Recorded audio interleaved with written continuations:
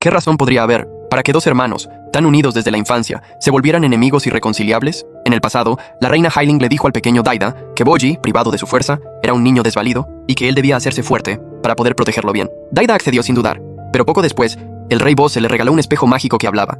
Daida creía que el espejo siempre le daba los mejores consejos, porque era un adulador consumado. Teresa Makoso gira barataningan. Anatawa oninari bekustil marataga ningan nanotis. Entre las adulaciones del espejo, Daida se fue perdiendo a sí mismo, olvidando la promesa a su madre, considerando a su hermano un débil y comenzando a despreciarlo. Al ver al maestro espadachín ser condescendiente en el entrenamiento de Bojji, se burlaba de él por ser débil. Bevin, preocupado por los valores de Daida, lo llevó a la ciudad para educarlo. Daida dio una vuelta, sin entender por qué estaban allí. El ministro le preguntó si quería vivir hasta los 100 años. Daida pensó en cómo sería dentro de un siglo y se asustó, cubriéndose de sudor frío. Bevin señaló a un hombre y dijo que ese débil del que hablaba estaba allí presente. Era un discapacitado, sordo, mudo y ciego. Algo varias veces peor que Bojji. Daida dijo que era demasiado triste. Si fuera yo, me suicidaría de inmediato.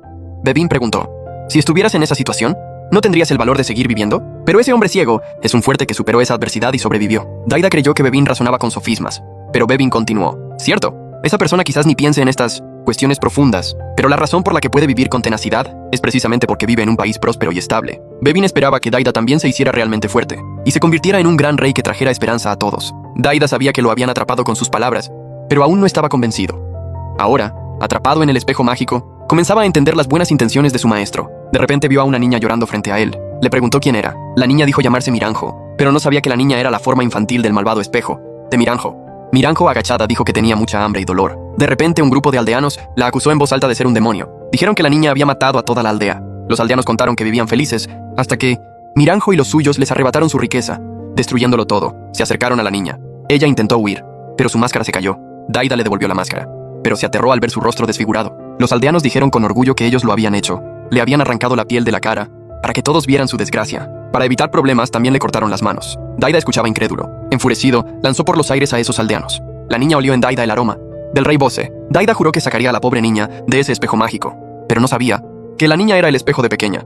Resulta que Miranjo había sufrido una tragedia así en su infancia. Cuando recibió la protección de Daida, Miranjo en la realidad sintió inexplicablemente cierta calidez. Pero ahora, ella ayudaba a los prisioneros de la prisión del reino del inframundo a escapar, reuniendo a los villanos más despiadados del mundo. ¿Qué pretendía hacer? Hacía un momento, el espejo mágico Miranjo había rescatado de la prisión del inframundo a los temibles 6 grandes villanos. Domas se preguntaba, ¿cuál era el propósito del espejo mágico al salvarlos? El espejo dijo que no había propósito. Son libres.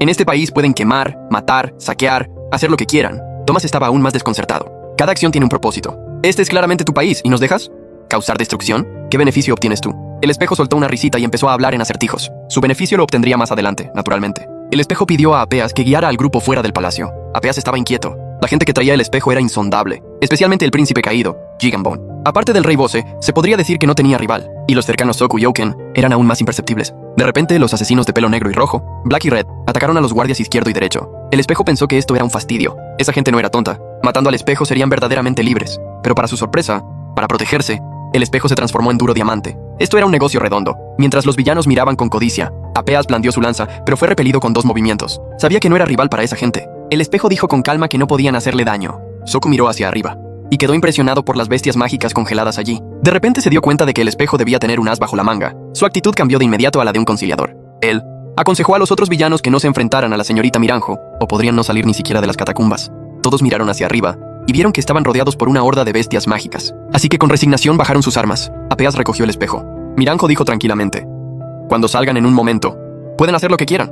Una vez fuera, lo primero que hicieron fue buscar al rey Bose. Lo extraño fue que, con villanos invadiendo su país, el rey Bose permaneció impasible, sin oponer resistencia mientras lo ataban. Jigambone incluso le dio una patada, derribando al rey Bose, y se puso la corona que llevaba en la cabeza. Se burló de Bose llamándolo inútil. Apeas, que vigilaba la entrada a las catacumbas del inframundo, estaba muy confundido. En el pasado, siendo débil, fue entrenado por Miranjo, hasta convertirse paso a paso en el fuerte Apeas del rey. Estaba muy agradecido con Miranjo, pero también era leal a su país. No sabía a qué lado ayudar. Mientras tanto, el maestro espadachín Domas entrenaba intensamente a Hokuro.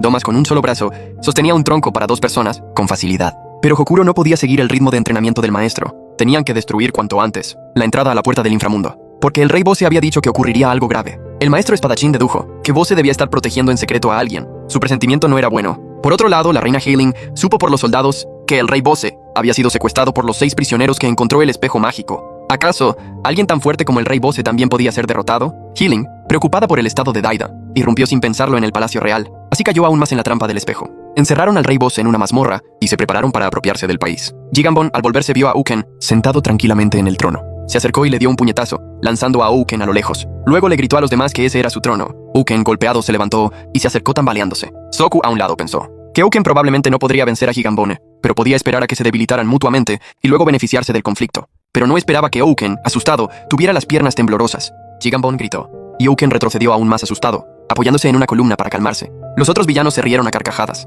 ¿Cómo se atreve a considerarse uno de los 6 grandes villanos? Miranjo, dentro del espejo, también parecía decepcionada. Inmediatamente llamó a los demás para ir a la muralla del castillo. La reina Hyling ya había regresado con sus tropas, pero lo que no sabían era que Uken no tenía miedo, sino que estaba emocionado. Hacía mucho que no encontraba un enemigo que valiera la pena enfrentar. Soku miró hacia atrás y vio a Uken corriendo hacia Jigambone. Jigambone desenvainó su espada para enfrentarlo. No esperaba que con un gesto de Uken, Jigambone quedara paralizado. ¿Era magia? Luego, Uken desenvainó lentamente su espada y cortó todos los tendones de manos y pies de Jigambone. Jigambone cayó de rodillas como un globo desinflado. Pero Uken no estaba satisfecho. Grabó las palabras lealtad y servicio a la patria en su espalda. Jigambone, desangrado, cayó al suelo. Le pidió a Uken que lo matara, pero él se agachó, como un gato, mirando con interés a su presa moribunda. Soku, a un lado, recogió la corona y se la dio a Uken. Pero a él no le interesaba ser rey. Solo le gustaba derrotar a sus oponentes y verlos sufrir y forcejear. Soku lo entendió todo. Simplemente se puso la corona y se sentó en el trono, sin olvidar burlarse del agonizante Jigambone. Antes de morir, Jigambone recordó a su padre. Su padre había sido el número 1 en el ranking de reyes. Antes de que la asociación del ranking de reyes se lo llevara a elegir un regalo, le entregó el trono a Jigambone y le aconsejó ser compasivo y hacerse más fuerte. Pero después el viejo rey enloqueció y masacró a su propio país, dejando solo a un afligido Jigambone. Hasta su muerte, no entendió por qué su padre había hecho eso. Y ese viejo rey era el salvaje demente que Bojji encontró durante su viaje. Pero Bojji aún no sabía en qué estado caótico estaba su país. Bojji era reacio a separarse de su maestro. Antes de partir, el maestro le dio palabras de aliento a Bojji. Look at it. Bojji, animado por las palabras, recuperó el espíritu y se preparó para partir. De repente, los caballeros del inframundo llegaron con actitud amenazante. Bojji pensó que venían a capturarlos, pero el capitán invitó a Bojji a montar a caballo y dirigirse juntos al reino de Bose. Despa dijo que unos prisioneros extremadamente malvados habían escapado de la prisión del inframundo y se habían infiltrado en el territorio de Bose. Bojji, preocupado por su madre y su hermano, montó rápidamente para apresurarse. En el camino, el capitán estaba muy confundido, porque no solo debía capturar a los prisioneros. El rey del inframundo también le ordenó atacar a Bose aprovechando el caos. Despa interrumpió sus pensamientos y le preguntó cuán poderosos eran realmente los prisioneros fugados. El capitán dijo que todos eran criminales terribles. Los asesinos Black, pelo negro, y Red, pelo rojo. El gigante con cuerpo de acero y gran fuerza bruta, Jigou. El líder bandido de las montañas del inframundo, Soku. El caído miembro más fuerte de la realeza, Jigambone. Y el rey espadachín del inframundo, Uken, que aterrorizaba, incluso a Desha, el número 2 del ranking. Era el hermano de Desha y Despa. Cuando Desha supo que su hermano había escapado, quedó aterrado. Uken era el guerrero más fuerte del inframundo. Y además era inmortal. Si regresaba al mundo, las consecuencias serían inimaginables. Por eso inmediatamente reunió a los caballeros del inframundo para capturarlo por completo y de paso conquistar a Bose, sumido en el conflicto interno. Bojji y Kage, al oír hablar de enemigos tan poderosos, también se preocuparon profundamente. Pero la fuerza de Bojji ya no era la de antes. Enfrentaría solo poderosos desafíos. Bojji se preocupaba por su madre, pero el capitán tampoco sabía el paradero de la reina Hyling. Resulta que Domas ya había sacado a la reina del palacio para refugiarse, pero la reina, vestida con armadura, regresó con un grupo de soldados. Tenía que rescatar a su hijo. El capitán le dijo que no se preocupara, que el maestro de Bojji, Despa, también vendría a ayudar. Bojji se relajó de inmediato. Kage le preguntó al capitán por qué Despa no viajaba con el grupo. El capitán dijo con incomodidad que ya habían encontrado a Despa antes, pidiéndole ayuda contra el rey espadachín Uken. Despa no quería ir al principio, pero no pudo resistir la generosa oferta de su hermano, así que aceptó ir, pero insistió en montar su antiguo y querido caballo blanco. Ese caballo, gallardo y veloz como el viento, lo había llevado a la fama en el pasado. Pero mientras recordaba esos buenos tiempos, ante sus ojos apareció un caballo obeso. Despa se quedó pasmado. El capitán dijo que desde que Despa se retiró, el caballo blanco se había vuelto muy irritable. No dejaba que nadie, excepto Despa, se le acercara, así que el caballo se abandonó. Comió y comió hasta convertirse en este cerdo. Bien. Finalmente, Despa decidió montar el caballo blanco y partir, así que su velocidad era predecible. Kage se quejó de que Despa solo era un estorbo, pero el capitán dijo con significado: en el futuro definitivamente necesitarán al señor Despa. Mientras tanto, al otro lado, Soku arrojó el cuerpo de Jigambone al bosque, donde fue descubierto por Bevin. Pidió a sus serpientes que enterraran el cuerpo, pero resultó que Jigambone aún no había muerto. En ese momento, la reina Hyling regresó con sus tropas al palacio y se enfrentó al espejo. El espejo envió varias bestias mágicas para rodear a Hyling. En el pasado, Domas, frente a 3 bestias mágicas, casi había perdido la vida, pero ahora eran casi 30. Domas preguntó a Apeas qué pretendía hacer. El espejo dijo: todo esto lo hice yo, Miranjo. Domas, al oír ese nombre, se sorprendió mucho. Recordaba que Miranjo había muerto en una guerra. ¿Cómo podía existir dentro del espejo? Y a Hyling ese nombre también le sonaba familiar. Jure uito heinan yukangneke.